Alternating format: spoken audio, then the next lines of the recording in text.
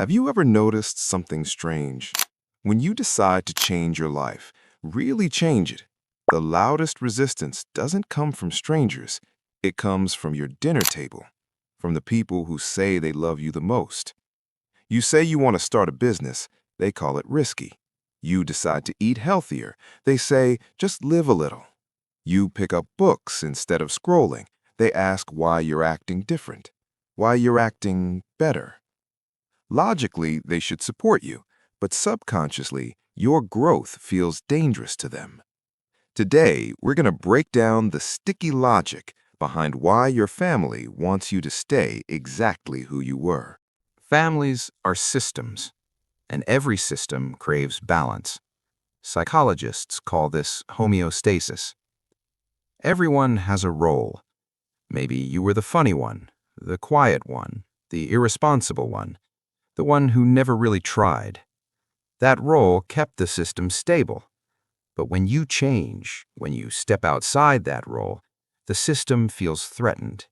So it reacts, not with logic, but with guilt, with fear, with subtle pressure. They aren't trying to hurt you. They're trying to restore balance.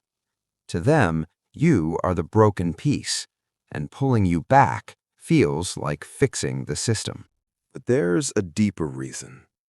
When you grow, you become a mirror. As long as everyone stays stuck, they can blame the economy, bad luck, the system, the government.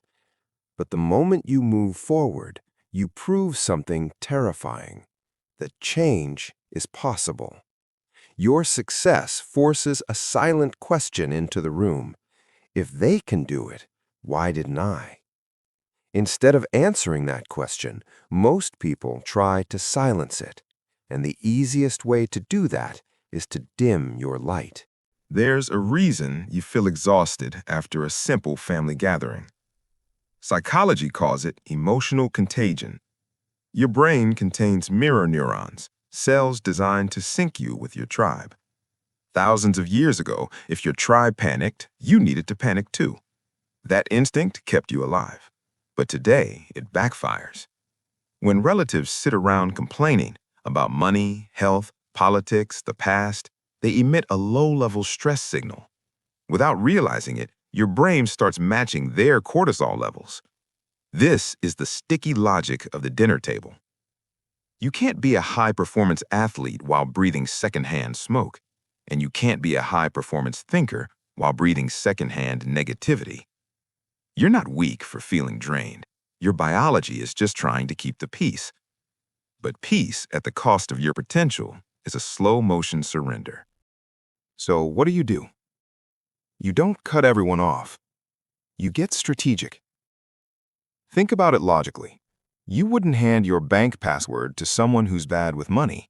So why do you hand your dreams to people who've never protected one? In the early stages, growth is fragile, like a small flame.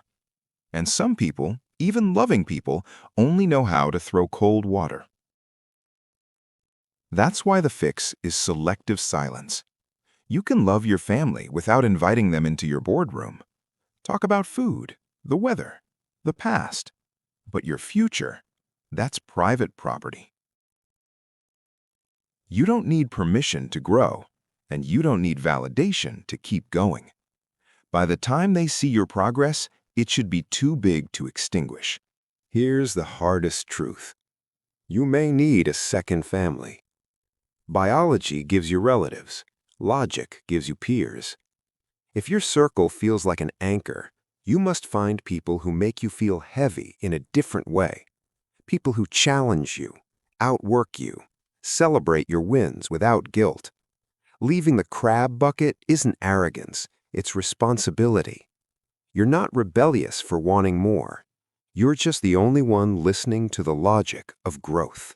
If you've ever felt an invisible anchor pulling you backwards, stay here. We're cutting the ropes, one logic-driven thought at a time.